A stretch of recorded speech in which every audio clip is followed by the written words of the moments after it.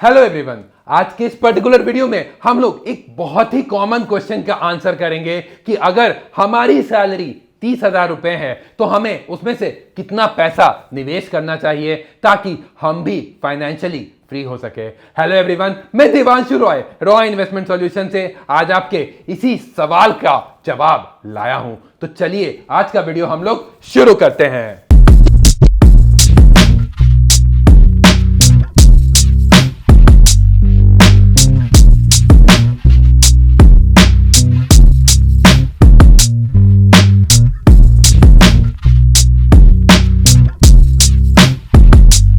Video को start करने से पहले मैं ये रिक्वेस्ट करूंगा कि अगर आप इस पर्टिकुलर चैनल पे नए हैं तो इस चैनल को जरूर सब्सक्राइब करें एंड इस वीडियो को जरूर लाइक करें। तो चलिए आज के वीडियो में हम लोग ये डिस्कस करते हैं कि अगर हमारी सैलरी 30,000 है तो हमें उसको किस रेशियो में डिस्ट्रीब्यूट करना चाहिए। सबसे पहला रूल जो हमारा फाइनेंस का है वो है 50, 30 एंड 20 का रूल। सबसे पहले हम लोग वीडियो में 50, 30 एंड 20 रूल के बारे में जानते हैं, जिसमें हम अपनी सैलरी का 50% अपने नीड्स के लिए स्पेंड करते हैं, 30% अपने वांट्स के लिए एंड 20% अपने फ्यूचर के सेविंग्स के लिए निवेश करते हैं।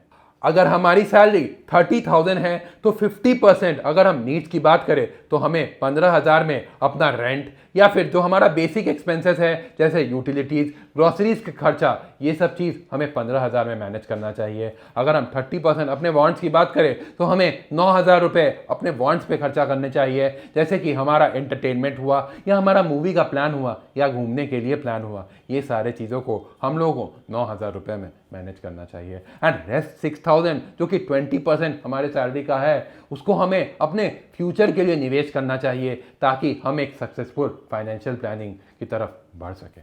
अब हमारे दिमाग में ये क्वेश्चन होगा कि 30,000 रुपये में 6,000 रुपये की सेविंग्स ये कैसे पॉसिबल है। तो जी हाँ, ये पॉसिबल है अगर हम अपने फाइनेंसेस को बहुत ज़्यादा सॉर्टेड रखें एंड अपना बजटिंग बहुत ज़्यादा अच्छे से करें। फॉर एग्जाम्पल, हमें बजटिंग के लिए एक प्रॉपर टूल या एक्सेल शीट यूज़ करना चाहिए जिसे हम अपने प्रॉपरली बजटिंग कर सकें। अब हम ये तो जान गए कि हमें 6,000 सेव करना चाहिए, बट उस 6,000 को कैसे निवेश करना चाहिए हम लोग इस वीडियो में ये जानेंगे। हमें 6,000 में से जो सेव कर रहे हैं उससे दो पार्ट्स बनाने चाहिए। सबसे पहला हमारा इमरजेंसी फंड जो कि हमारे 3 से 6 महीने का कॉर्पस का जो हमारा एसेंशियल खर्चा है उसका सेविंग्स हो। एंड नेक्स्ट हमें इन्वेस्टमेंट करना चाहिए अपने लॉन्ग टर्म फ्यूचर के लिए। फॉर एग्जांपल, अगर 30,000 में से अगर हमारे 15,000 रुपए की बेसिक एक्सपेंसेस है तो हमारा जो 3 महीने का खर्चा है that is approximately equal to 45,000। तो 45,000 हमें कोई लिक्विड फंड या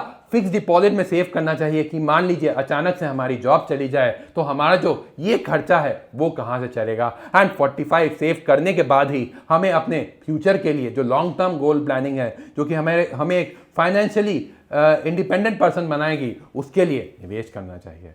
अब जब हमारी इमरजेंसी फंड बन चुकी है, हम लोग अपने जो लॉन्ग टर्म फाइनेंशियल प्लानिंग के लिए हम अपनी इन्वेस्टमेंट्स पीपीएफ जैसे इंस्ट्रूमेंट्स में या फिर एसआईपी इन म्यूचुअल फंड्स या फिर रिकरिंग डिपॉजिट या फिर गोल्ड या नेशनल पेंशन स्कीम जैसे इन्वेस्टमेंट ऑप्शन में अपने पैसे को निवेश करना चाहिए ताकि हमारा जो लॉन्ग टर्म फाइनेंशियल प्लान है वो कंप्लीट हो सके। अब आप लोगों में से बहुत किसी का ये भी क्वेरी होगा कि हम ये 6,000 को कैसे निवेश करें अपने लॉन्ग टर्म प्लानिंग के लिए, क्योंकि अब हमारे पास 45,000 भी सेव्ड है अपने इमरजेंसी फंड में। अब अगर हम इस 6,000 रुपये का डिस्ट्रीब्यूशन आपको बताना चाहे तो 6,000 रुपये में से आपको 2,000 रुपये अपने पीपीएफ इन्वेस्टमेंट में डालना चाहिए, 1,000 रुपये आपको आरडी करना चाहिए ताकि आपकी जो शॉर्ट टर्म रिक्वायरमेंट्स है वो फुलफिल हो सके, एंड 3,000 रुपये आपको एक इक्विटी म्यूचुअल फंड में निवेश करना चाहिए। फाइनली जाते जाते अगर मैं इस वीडियो के की टेकअवेज की बात करूं तो सबसे पहला की टेकअवे है कि आपको बजट रिलीजियसली करना चाहिए, आपको अपना इमरजेंसी फंड हमेशा पिक्चर में रखना चाहिए, आपको कम से ही शुरुआत करना चाहिए बट अभी के अभी शुरुआत करना चाहिए। चौथा, आपको अपने इन्वेस्टमेंट्स को डाइवर्सिफाई करना चाहिए एंड आपको अपने पोर्टफोलियो को रेगुलरली रिव्यू करना चाहिए। फाइनली जाते जाते मैं आपको ये कहना चाहूँगा कि अगर आपको कोई भी डाउट है अपने फाइनेंशियल प्लानिंग में एंड आप अपना इन्वेस्टमेंट या इंश्योरेंस प्लानिंग हमारे साथ करवाना चाहते हैं through various investment options like mutual fund, fix deposit, health term या लाइफ इंश्योरेंस या फिर इनकम टैक्स ई फाइलिंग या आपको लोन सर्विसेज भी चाहिए तो आप हमारे फ़ोन नंबर्स पर ज़रूर संपर्क कर सकते हैं। एंड नीचे डिस्क्रिप्शन बॉक्स में एक लिंक है जिससे आप हमारे साथ गूगल मीट के थ्रू एक कंसल्टेशन लिंक के साथ डायरेक्टली जुड़ सकते हैं। Thank you.